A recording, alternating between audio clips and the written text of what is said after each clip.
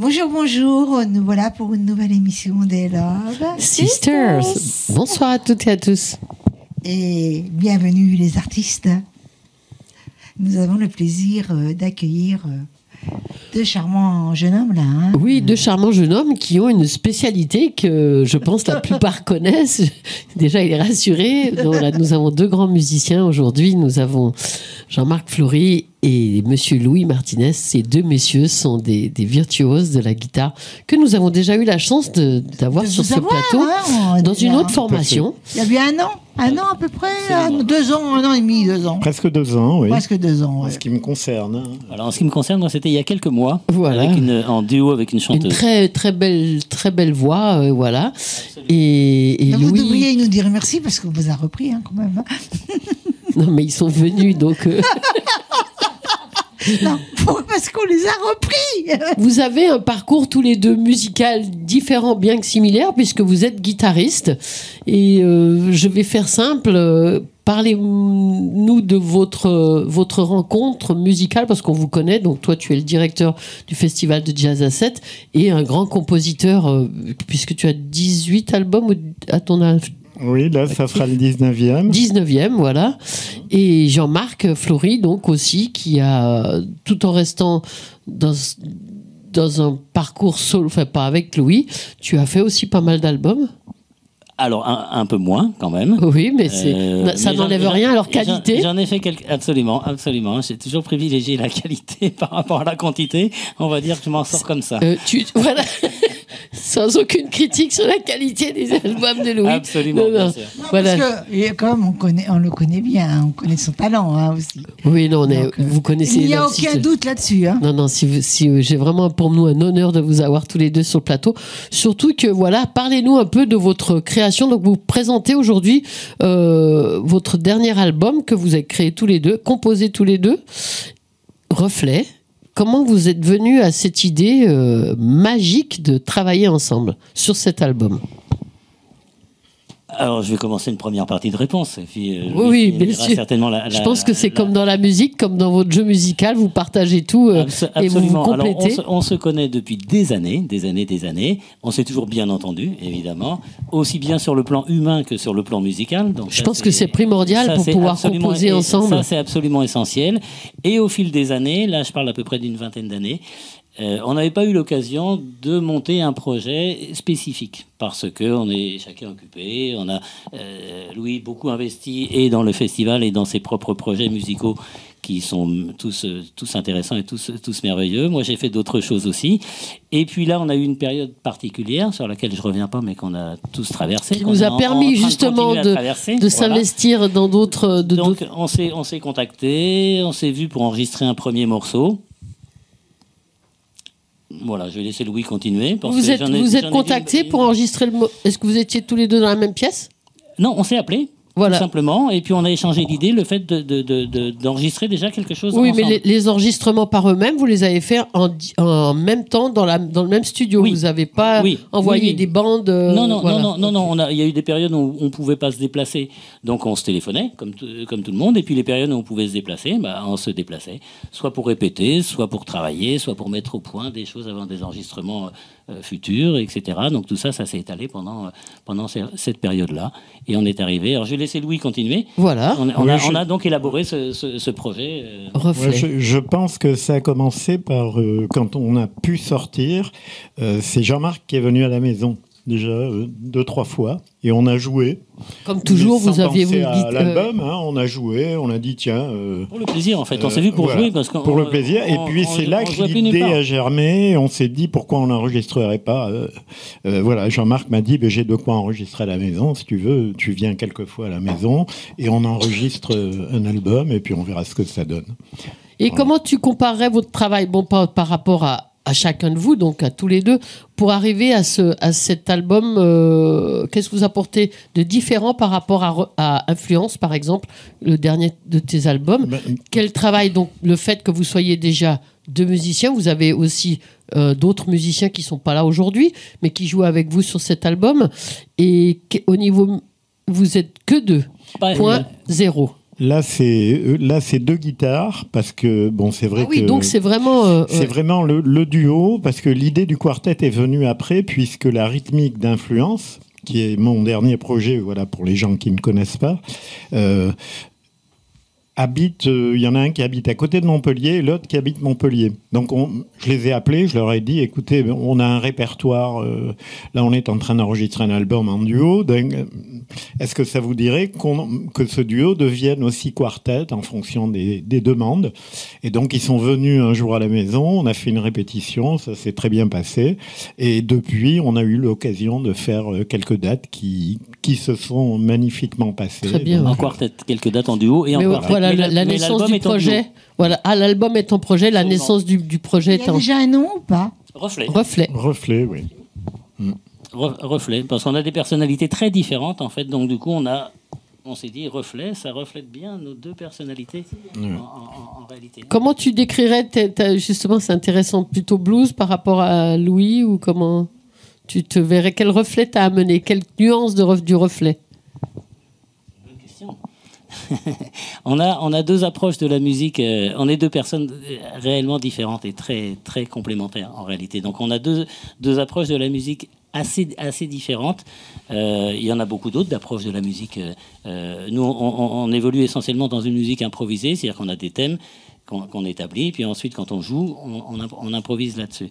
Donc moi, je fais beaucoup confiance à mon oreille depuis toujours. Donc j'ai l'impression de prendre des risques toujours quand je joue, et j'aime ça. Ça me plaît bien. Tu pousses tes limites toujours un peu plus loin. Voilà, j'ai sûrement moins étudié d'une manière aussi précise toutes les choses qui concernent le jazz que mon ami Louis ici présent. Tu as moins, si je puis me permettre, moins académique, mais dans une autre approche au même résultat, puisque vous fusionnez vos connaissances. C'est ça, c'est-à-dire que l'intérêt, c'est de voir ce qu'on peut faire en croisant ces approches en fait qui sont différentes. Et si on s'entend bien, il faut qu'il y ait évidemment un niveau adéquat, mais si on s'entend bien et qu'on est curieux, tolérant et curieux de l'autre, ça fonctionne bien. C'est important d'être différent d'ailleurs. Ça me semble très important. Oui, je corrige par. Si on avait exactement la même manière de faire les choses, oui, c'est peut-être d'arriver à quelque chose de plat. Ce serait linéaire. Probablement. Là, une idée, l'autre une autre, et ça fusionne et ça donne une naissance. C'est ça. Voilà. C'est ça. C'est exactement ça. Une complémentarité qui vous apporte. C'est ce qu'on a tâché de faire ressortir. Oui, je parlais justement d'une manière académique, avec bien sûr tout le respect de l'académie. Je veux dire, c'est pas quelque chose de cloisonné. Non, c'est moi justement. C'est pour ça que je me permets de rectifier en disant que c'est pas du tout. Ça limite pas du tout. Au contraire, c'est un travail que vous apportez chacun votre propre empreinte musicale, votre jeu musical, comme tu dis, votre complicité aussi amicale qui joue aussi. C'est aussi un challenge. Je peux m'imaginer à vous écouter, vous ayant déjà écouté jouer. Et cet album, donc, vous avez juste laissé partir vos inspirations sur un jeu. Oui, disons que pour en revenir au côté académique, c'est vrai qu'ayant été professeur de guitare jazz et ayant animé des ateliers d'improvisation au Conservatoire de Sète pendant 33 ans, j'étais obligé d'avoir ce côté académique. Parce que après, quand je prends l'instrument, je ne pense plus à rien, quoi. Tu es pareil, tu es dans l'écoute. Voilà. Ouais. Et ça a toujours été mon sentiment. Je pense que la culture, c'est ce qui reste quand on a tout oublié. Et c'est à chaque fois ce que je mets en pratique quand je prends mon instrument, quoi. Mais après, pour expliquer aux élèves, je suis bien obligé d'être précis, d'être structuré. Voilà. Mais là, dans le cadre d'une composition, voilà. Mais après, la musique, c'est l'oreille, et c'est le chant intérieur. Ce qui m'intéresse, c'est de savoir combien vous avez fait de titres sur cet album. Alors, en fait, il y en a 12. Il y a 3 compositions à Jean-Marc et 9 à moi. Oui, donc tu as pas plus investi, mais chaque titre, il y en a un qui a donné une base, qui a servi à l'autre. Non, ça s'est fait naturellement, je pense. Oui, en jouant justement les premières fois qu'on s'est vus, je pense. Tout ça s'est fait et on a dit, très tiens, on pourrait enregistrer ce titre. Tiens, ce morceau-là, on peut l'essayer, voir ce que ça donne. Louis, il a pas mal de compositions qui sont bien, à mon sens. Donc on s'est dit, tiens, en duo, d'habitude tu joues en quartet ou en sextet, voyons voir ce que ça donne en duo, si on le fait plus lentement ou plus rapidement, ou on adapte comme ci, comme ça. Voilà, on a fait plusieurs Toujours essais, dans l'amour et le respect de la musique. Bien sûr, jusqu'à ce qu'on se ouais. rende compte que ça peut apporter en fait un regard intéressant sur la composition en question. Parce qu'une même composition traitée en duo, ou alors en quintette ou en sextette, ou avec des chanteuses, je parle mais c'est ce que j'ai entendu sur Louis avec d'autres. Ça peut être très différent. Brass band. C'était les mêmes compositions chantées avec un big band. C'est ça, avec un big band derrière. La même couleur. Une autre chose. Le musicien ne va pas exposer son histoire du tout de la même manière parce qu'il y a un contexte derrière complètement différent. Donc toutes ces approches-là, tous ces regards-là sont intéressants. Ça permet un peu pour les musiciens, ça permet un peu de décortiquer un petit peu les compositions entre guillemets et de s'investir un petit peu comme si on mettait un nouveau costume de bain entre guillemets. Donc on a un nouveau costume et on va nager dans une eau. Les filles, qu'est-ce que vous en pensez? On a envie de les entendre maintenant. Oui, on a envie de les écouter. On a envie de vous écouter. On a vraiment envie de vous écouter parce qu'en plus une découverte sur un duo de deux grands musiciens comme vous. Vous allez nous faire une petite démonstration de 2 titres? Avec plaisir. Très bien. Avec grand plaisir. À de suite alors. On vous écoute. Merci.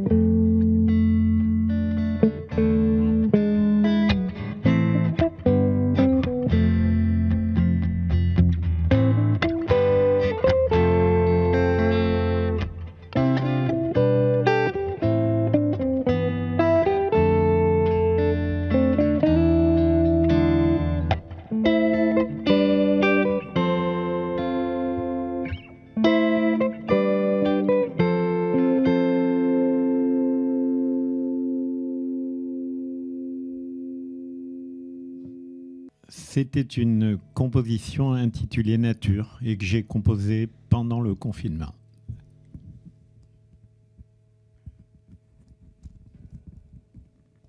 Et nous allons maintenant interpréter une autre composition. Cette composition est de moi. Ça s'appelle Willy the Kid.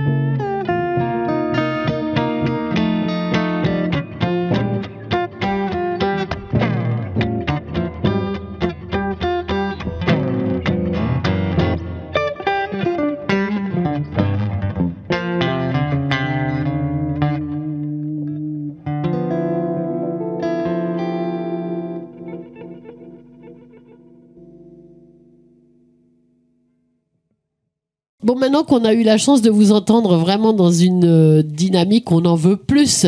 Est-ce que vous êtes joignable pour vendre votre spectacle?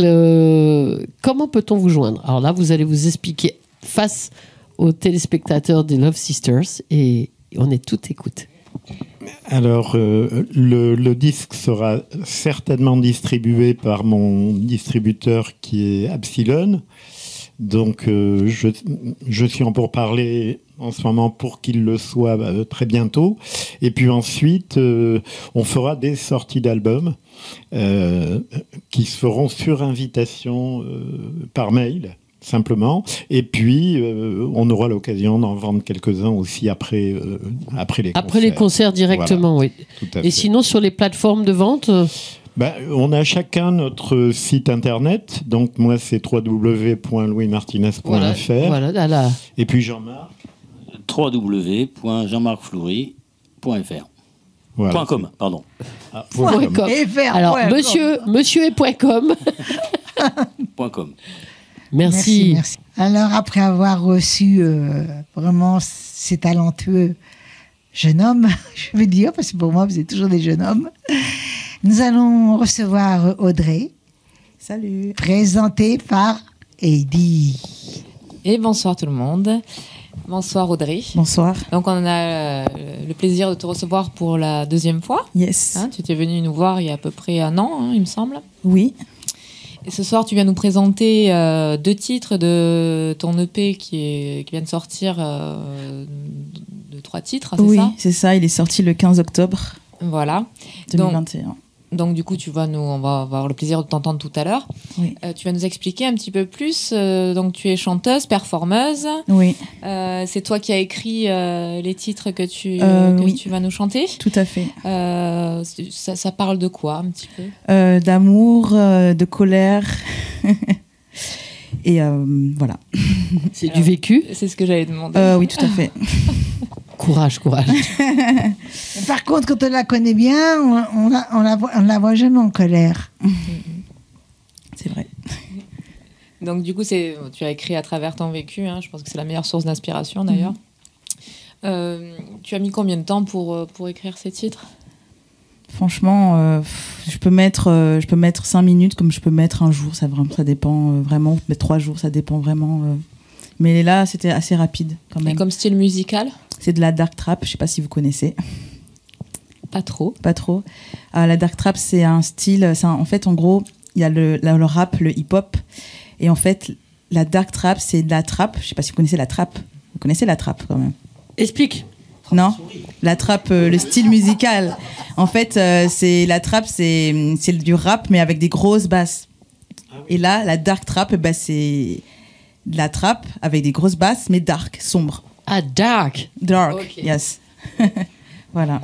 Donc tu chantes depuis très longtemps, depuis toute petite? Ouais, j'ai commencé en fait, j'étais chantée à la chorale à l'église. C'est une bonne école. Oui, carrément. Et là, maintenant, aujourd'hui, tu es un producteur? Comment? Tu es un producteur, du coup, aujourd'hui? Oui, je travaille avec... en fait, sur ce projet-là, je travaille avec plusieurs producteurs. Enfin, là, j'ai travaillé avec un seul producteur qui s'appelle Kutux, donc qui vient de loin, de Las Vegas. Ah oui, effectivement. Ouais, du coup, voilà. Et tes titres sont diffusés sur toutes les plateformes? Sur toutes les plateformes. On peut te retrouver partout? Oui. Tu as l'opportunité de faire des concerts? Oui, j'en ai fait. Oui. J'en ai fait... j'ai noté un peu parce que je me rappelle plus trop. Ah oui, donc il y avait Radio Clapas il y a pas longtemps, La Franchie à Marseille, à Montpellier j'ai fait le théâtre Gérard Philippe aussi.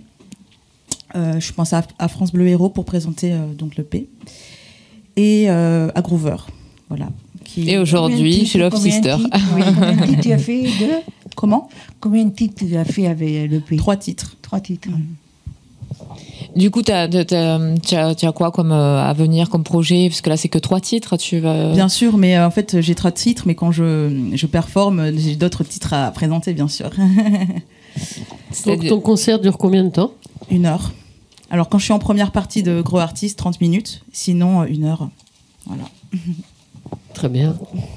Tu as eu l'occasion aussi de faire des duos ou tu chantes uniquement toute seule? Pour le moment, je suis toute seule, mais là, justement, en fait, je travaille avec plusieurs chanteuses, en fait, dans des styles différents. Pour avoir un côté éclectique Non, c'est parce que vraiment, j'adore, j'aime beaucoup faire plusieurs styles différents, en fait. Voilà, tout simplement. Je peux me permettre une question? Oui. Est-ce que c'est toi qui choisis la musique qu'on te propose ou qui a derrière tes paroles? Oui, bien sûr. Oui, hein. Oui. Oui, c'est important parce que sinon, je pourrais pas chanter sur un truc qui me convienne pas, qui me parle pas, ou dans lequel je me sens pas à l'aise, quoi. Bien sûr. C'est ton producteur du coup qui te propose les musiques? Oui, c'est ça.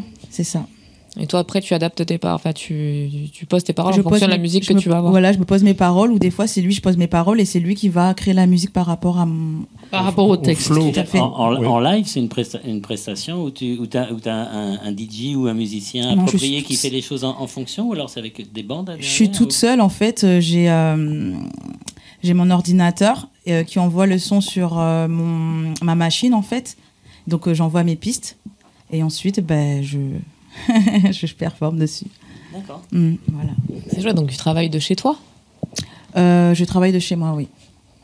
Avant d'enregistrer en studio ou tu fais tout uniquement chez toi? Je fais tout chez moi. Tu peux faire aussi en studio. Hein. Oui, je fais aussi en studio, mais je fais chez moi aussi. D'accord.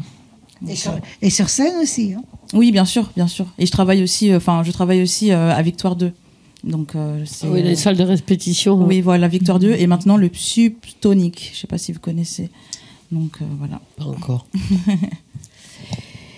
Donc, du coup, est-ce que tu as autre chose à nous dire en particulier? Oui, pourquoi pas. Alors, du coup... Donc là, en fait, je travaille sur un single, en fait, avec Oliti. Donc, toujours dans le même style Dark Trap. Et du coup, j'ai hâte de vous présenter. Et aussi avec donc là, Myriam. Vous êtes à deux textes, deux personnes qui font des textes. Oui, deux chanteuses, en fait. Elles faisaient partie du groupe Poumon, qui est un groupe de trip-hop expérimental. Du coup, voilà, j'ai vraiment hâte. Et du coup, avec Myriam Watteau aussi, on a sorti un titre qui s'appelle Le feu de la rançon. Et du coup, on prépare notre album qui sortira bientôt, le 25 mars. D'accord. Donc, on va peut-être regarder le clip, puisqu'on a fait un clip. Et là, du coup, tu chantes les textes de Myriam. Oui. Mais on a un deal toutes les deux. Un jour c'est elle et un jour c'est moi, quoi. Voilà. Très bien. Oui. Très bien. Comme ça, il n'y a pas. Bon, le deuxième aussi. Non, mais je trouve que c'est bien. C'est comme les musiciens jouent chacun leur partie pour enrichir et donner davantage. Moi, j'aime aussi ces chansons. Dans les cris aussi, ça peut être pareil. Et dans la musique. J'aime ces chansons, mais elle est libre, je suis libre. On a eu envie de le faire. Donc, c'est très bien. Et ce morceau est vraiment est très très lounge, on pourrait dire, très comme ça. Yes. Oui. Donc avant de t'écouter en live, on peut peut-être regarder le clip. Clip Feu de la rançon.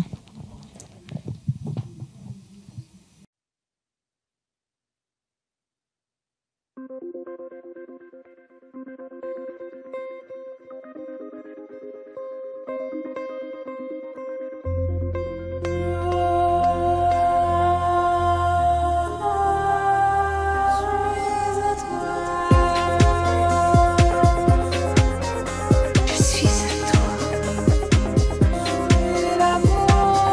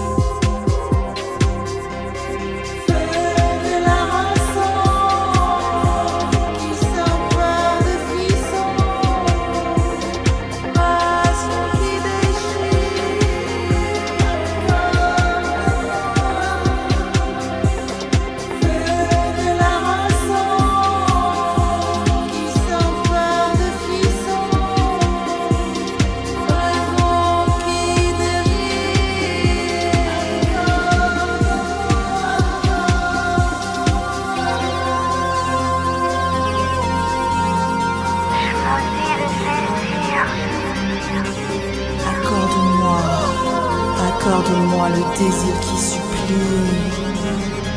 Je renie mon passé, c'est ma vie, sous l'emprise de nos désirs. Tu m'assailles sans le savoir. De grâce, l'angoisse prend place. Complicité qui s'assemble, se ressemble si bien ensemble. C'est une tendresse immorale, c'est une tornade inavouable.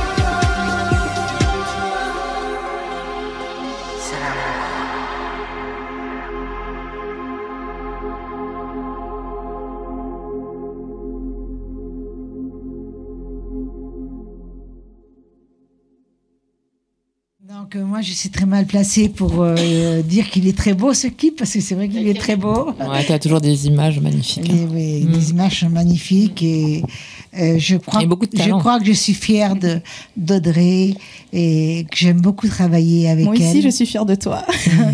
Et j'aime beaucoup travailler avec mes partenaires, mes autres partenaires. Et donc il y en a plus. Il y en a une à côté de moi là aussi. Il y en a plusieurs, mais toutes les deux on s'entend merveilleusement bien en studio. On fait des bêtises quelquefois aussi, parce que c'est bien, ça fait du bien de faire des bêtises, mais on est vraiment bien. Mais elle a beaucoup de talent et j'aime beaucoup ce qu'elle fait et ça me ressemble aussi un petit peu. Hein, ça me ressemble. Oui. Voilà, elle a l'air très humble. Oui, puis tu as aussi une très belle équipe au niveau des clips qui vous enrichit votre musique aussi par rapport au visuel, parce que tu as vraiment des belles images en plus du son, quoi, qui enrichissent et qui portent tout ça aussi, quoi.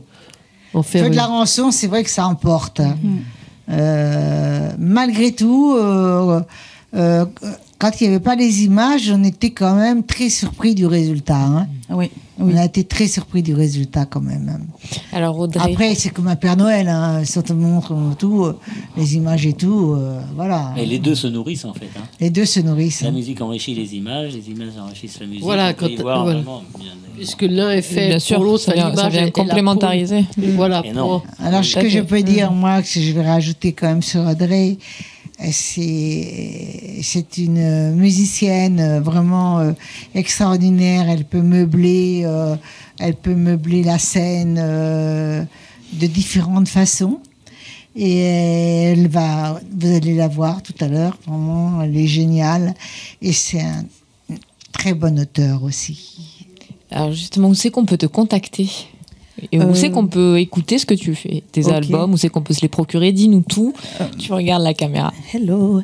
Alors moi, je fonctionne beaucoup sur Instagram. Donc, si vous voulez me contacter, vous me contactez sur Instagram. J'ai un link free avec toutes mes réseaux. Et on te contacte comment? On cherche quoi? Quel nom d'artiste? LW2.officiel sur Instagram. Sinon, sur YouTube, c'est LW2 sur Facebook. LWD sur Spotify, sur toutes les plateformes. Voilà. Au début, elle avait changé de nom. Elle a mis un autre nom sur Instagram et sur Facebook. Et là, maintenant, ça y est, c'est le même nom maintenant. Non, c'est bon, c'est le même. C'est le même pour tout. LW2 voilà. Ou LW2. Moi, je préfère LW2, mais on est en France, donc... voilà. Donc, on te remercie. On va te laisser prendre place pour t'écouter en live. Merci, là. Merci.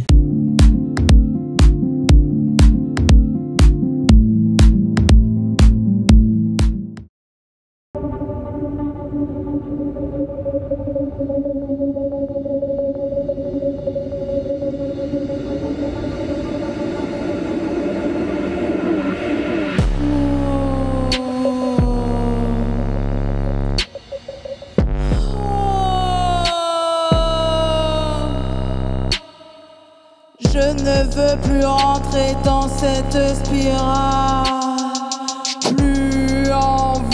d'avoir ma. Je ne veux que beauté et magie dans ce monde rempli d'abrutis. Quelque chose de spécial m'emmener au loin dans une navette spatiale, loin de tout, loin de vous. Arrivé dans cet univers spécial, je contemple l'idéal. Tout est parfait comme dans un rêve. Je veux y rester à jamais. Foutez-moi la paix. Away from it all. Away from it all. Away, loin de tout. Away, loin de vous. Away.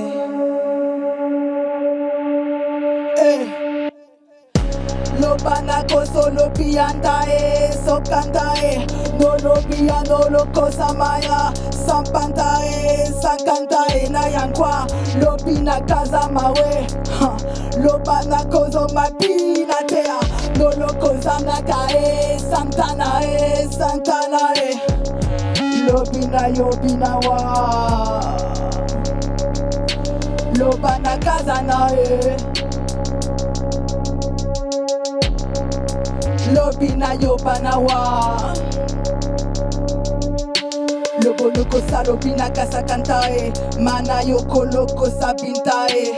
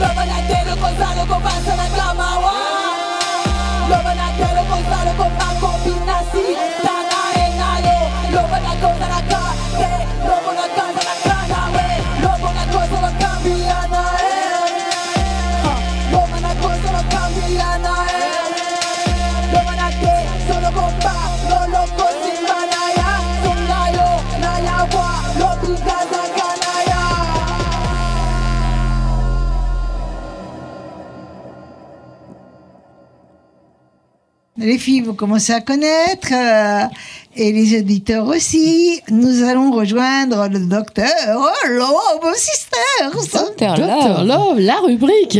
La rubrique.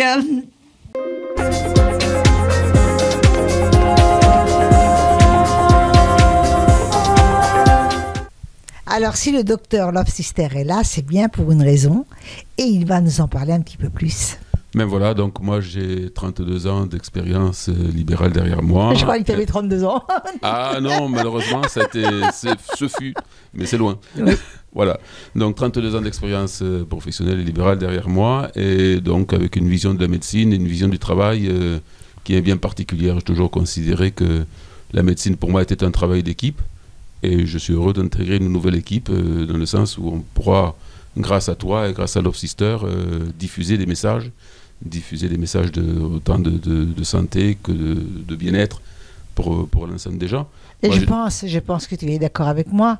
Si les personnes ont des questions à poser, ils peuvent le faire. Ils sont les bienvenus, au contraire. Ça va donner une interactivité à travers les réseaux sociaux, un message pour le site internet. Un site internet aussi. Vous avez compris, vous pouvez poser vos questions. Et le docteur Love Sister, ça fera un plaisir de vous répondre. Voilà, donc comme je te disais, le travail en équipe, pour moi, est quelque chose de fondamental, que ce soit avec mes infirmières, avec mes kinés, avec tous les paramédicaux avec lesquels j'ai l'habitude de travailler et d'échanger sur les dossiers des malades. Personnellement, moi, je ne vois pas le malade comme un symptôme. J'ai plutôt l'habitude d'appréhender le patient dans une intégralité en tant que personne humaine et pas simplement en tant que malade. C'est important. C'est important pour moi de s'attacher à son histoire, de s'attacher à son vécu. Bon, en des termes un peu plus pompeux, sur le plan purement technique, moi je dis volontiers que j'appréhende le patient comme un complexe à la fois bio-psycho-social, qui évolue dans un milieu avec lequel il interagit. Voilà, donc connaître sa biologie, c'est-à-dire le problème de santé, son organisme, sa psychologie qui est forcément intimement liée à ses problèmes biologique et biomécanique, et le social, c'est-à-dire tout le milieu dans lequel il évolue, avec lequel il partage, il interagit tous les jours. Bien sûr. Mais nous ne sommes pas connus lors d'une consultation du tout. Ah non, pas vraiment, non. On s'est connus à travers une mission que je me suis donnée au début de la pandémie du Covid-19, en voyant dans quel dénuement on travaillait. C'était terrible. J'ai poussé mon coup de gueule personnel, qui n'était pas fait pour ça au départ, et qui a eu une résonance à laquelle je ne m'attendais pas. Et j'ai fait 2 photos qui sont passées sur les réseaux sociaux, qu'on peut encore retrouver tous les jours. Il suffit de taper sur n'importe quel moteur de recherche un médecin pose nu pour voir encore mes photos. Voilà, donc. Je crois qu'aussi on peut trouver nous ne sommes pas de la chair à canon. Voilà, mais la chair à canon, c'est comme ça que je me suis désigné quand on m'a dit que je partais à la guerre et que j'avais rien du tout pour me défendre. Donc j'ai reçu. Effectivement, on s'est senti comme de la chair à canon. Moi, j'ai mon grand-père qui était au chemin des dames, qui était lui aussi de la chair à canon. Donc j'ai senti une proximité justement avec mes aïeux.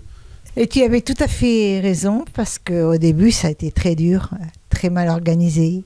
On était coupé de tout, on était coupé de tous les moyens, on était coupé de toutes les protections. C'est qui allait être le plus fort pour commander. Voilà, exactement. Voilà, donc, ça c'est terrible. Et nous sommes là, pas que pour parler de ça, heureusement d'ailleurs. Heureusement, oui, bon, je crois qu'il faut évoluer, qu'il faut un petit peu évoluer, tourner la page. Moi, mon rôle dans l'émission, je pense que ça va être surtout de passer un message, ça va être de communiquer, de répondre à certaines questions des auditeurs, des spectateurs, mais bon, on n'est pas là pour donner une consultation spécifique pour un point spécifique, parce que pour donner une réponse à ça, il faudrait pouvoir voir la personne en face de nous, l'examiner et en même temps rentrer dans une notion de secret professionnel, auquel je ne tiens pas à déroger. Donc voilà. Mais par contre, à partir d'un cas particulier, on peut évoluer à partir d'une réponse particulière sur un message plus généraliste. Bye bye, bye. Et à très bientôt. Prenez soin de vous, protégez-vous. Là, je suis très contente de retrouver JB, mon invité, et qui a des particularités très intéressantes. Donc, JB, elle se bat pour une cause. Oui, effectivement, on se bat pour la cause des transgenres. Des transgenres. D'abord des minorités sexuelles et de genre. Ben voilà. Pas forcément des transgenres. De toute façon, c'est les deux vont ensemble. Hein. Oui, mais il y a aussi les homosexualités, il y a l'homosexualité, la transsexualité, les transgérismes. Donc voilà, ça fait partie, si on veut, de la communauté LGBTI qu'on appelle. Voilà, exactement. Si vous pouviez mettre le micro un peu plus devant la bouche, pour qu'on vous entende bien parler. Oui, non, mais je pense que Zébulon, il n'a pas gagné, il a pas inventé l'eau chaude. Je crois que le monde est tel qu'il est et la tolérance en fait partie. Oui, on est d'accord, mais si tu veux, les attaques actuelles contre la communauté LGBTI par M. Z, là, sont virulentes, sont violentes par rapport au progrès qui a été fait depuis quand même 4 ou 5 ans. On revient en arrière. On revient en arrière, là. On revient en arrière. Non, pour le moment, on n'est pas revenu en arrière. Si jamais il était élu, évidemment, on reviendrait en arrière. Mais pour le moment, ça avance. Tu penses que le peuple, c'est dur de dire ce mot, le peuple, que l'humain ne peut pas prôner sur une idée à l'encontre d'une idée politique?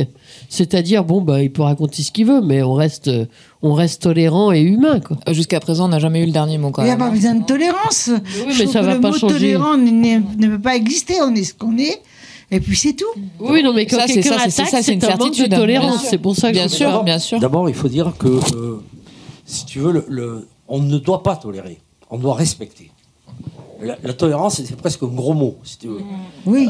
Tu dois respecter l'autre. Dans le cadre où je parle de tolérance, la tolérance, c'est bien sûr en commençant par le respect.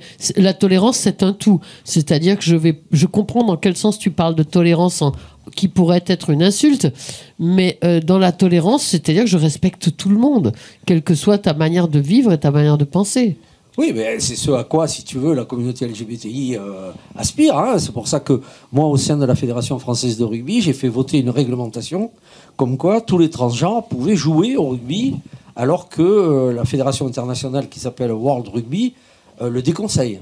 Donc, c'est inadmissible. Ça, oui, voilà. Mais si tu veux, moi, je me suis engagé à fond là-dedans. J'ai réussi à faire passer ça en comité directeur.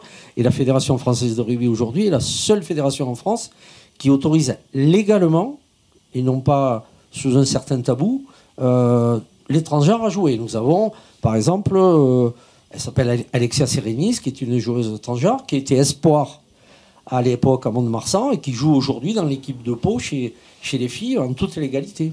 Donc c'est une avancée dans le sport. Voilà. Donc, mais tu as complètement raison là-dessus. Et donc, tu joues du rugby. Alors, j'ai joué au rugby, si tu veux. Maintenant, je me suis un peu arrêté. Je préside la commission qui s'appelle la cadette à la Fédération française de rugby. C'est la commission anti-discrimination et égalité de traitement, parce qu'on ne fait pas que, si tu veux, sur les LGBTI. On fait sur le racisme, l'antisémitisme, etc. Donc, mon engagement, si tu veux, il est dans le domaine du sport, parce que moi, j'étais journaliste sportif pendant près de 20 ans à Midi Libre et à France 3. Donc, c'est dans la continuité de tout ce que j'ai fait professionnellement, quoi.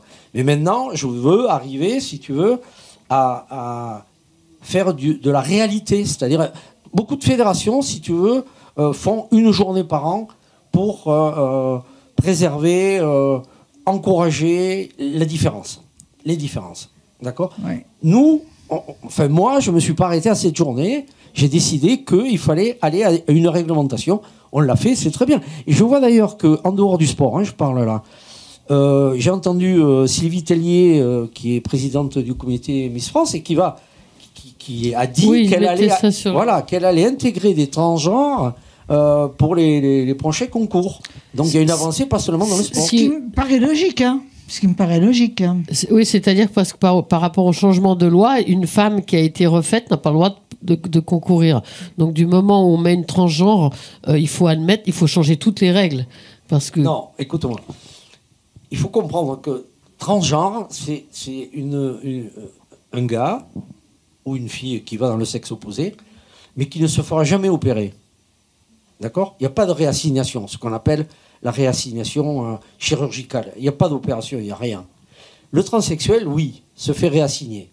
À partir du moment où, c'est ce que dit Sylvie Tellier, c'est ce que j'ai dit moi aussi, si tu veux, à partir du moment où le transsexuel est devenu ce qu'elle voulait être, c'est-à-dire dans le corps qui, enfin, correspond à sa conscience. Elle a les papiers d'état civil. Personne n'a à savoir si c'est un homme ou une femme. Si biologiquement, elle restera toute sa vie un homme, on s'en fout de ça. Elle a les papiers étant une femme, donc elle peut concourir comme étant une femme. Je suis tout à fait d'accord. Voilà. Je suis tout à fait d'accord. Voilà.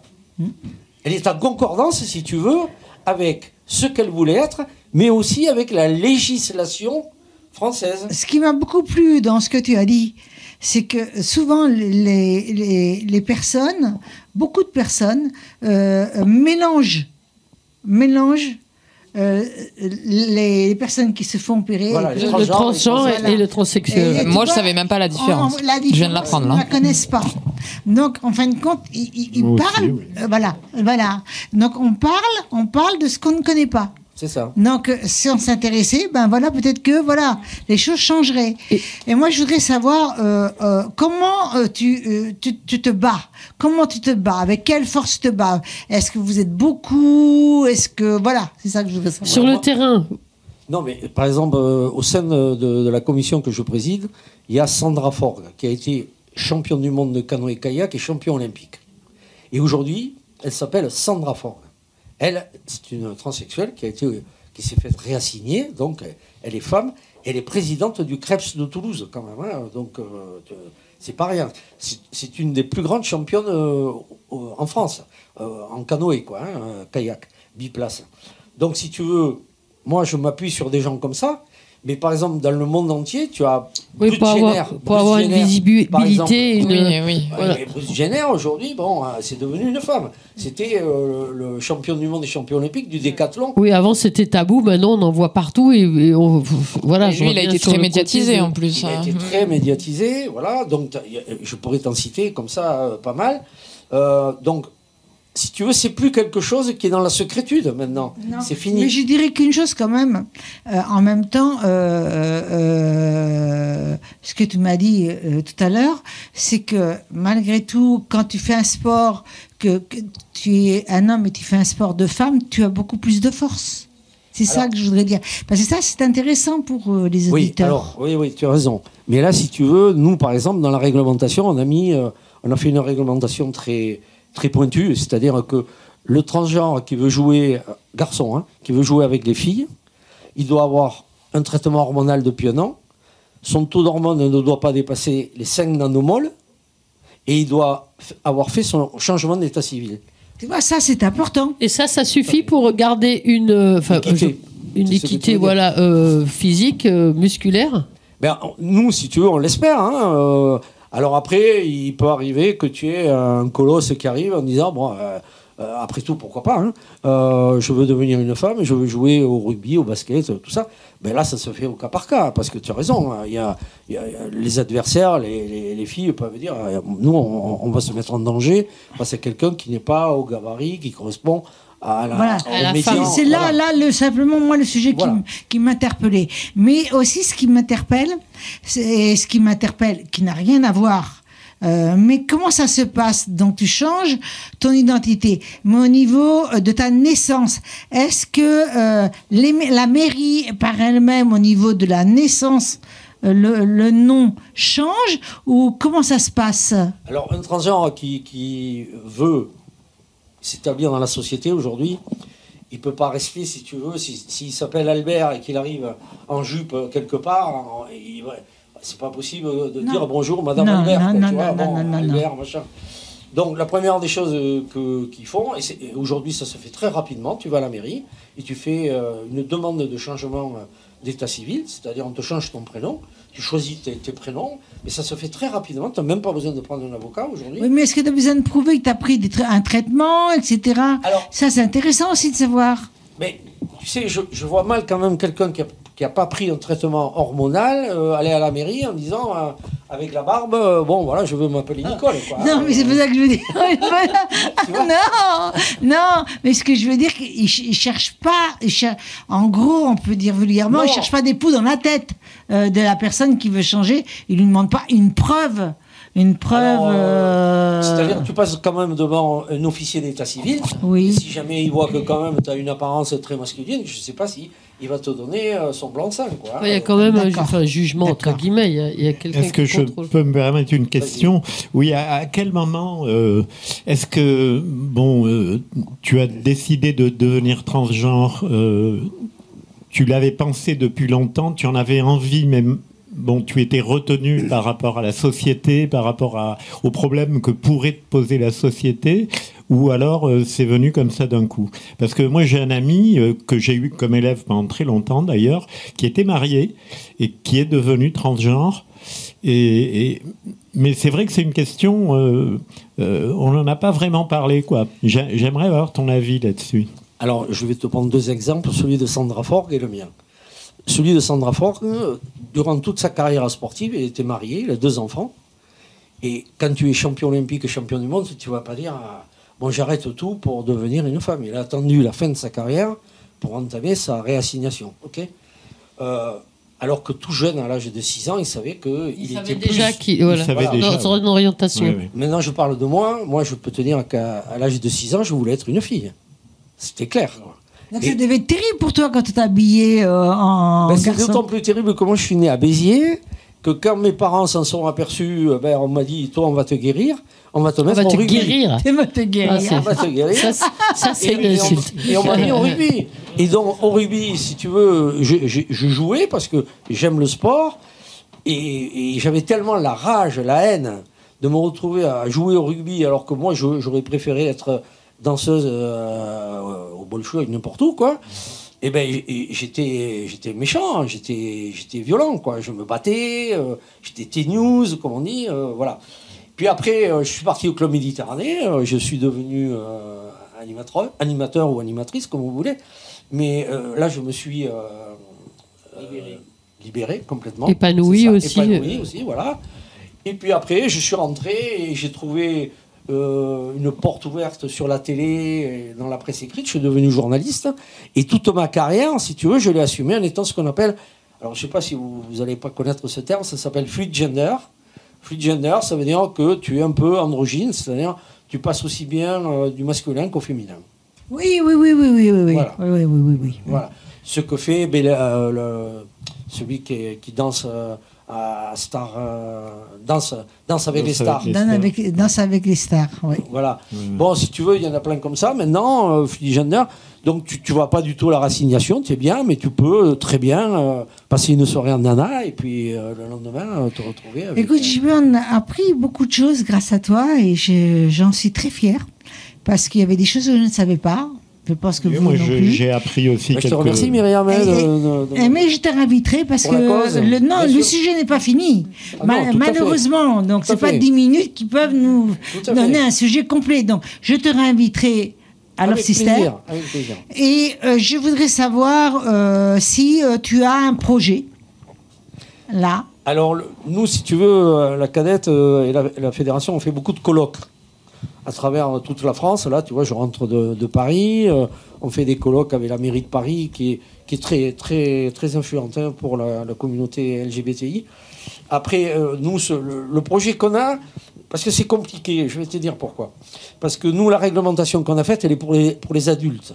Or, à des adolescents, tu ne peux pas leur imposer un traitement hormonal et tu ne peux pas imposer un changement d'état civil. Donc, il va falloir qu'on ajuste notre réglementation. Pourquoi tu dis imposer ? Mais parce que nous, dans notre réglementation de la fédération, on oblige que le joueur transgenre ait un prénom féminin pour être en rapport avec la catégorie dans laquelle il va évoluer. Bien sûr, voilà. C'est normal. Mais ça, on ne peut pas l'imposer aux adolescents. Donc, il faut qu'on revoie notre réglementation par rapport aux adolescents. Donc ça, on va y travailler. Et puis, le deuxième truc, c'est qu'on va essayer, pour la journée...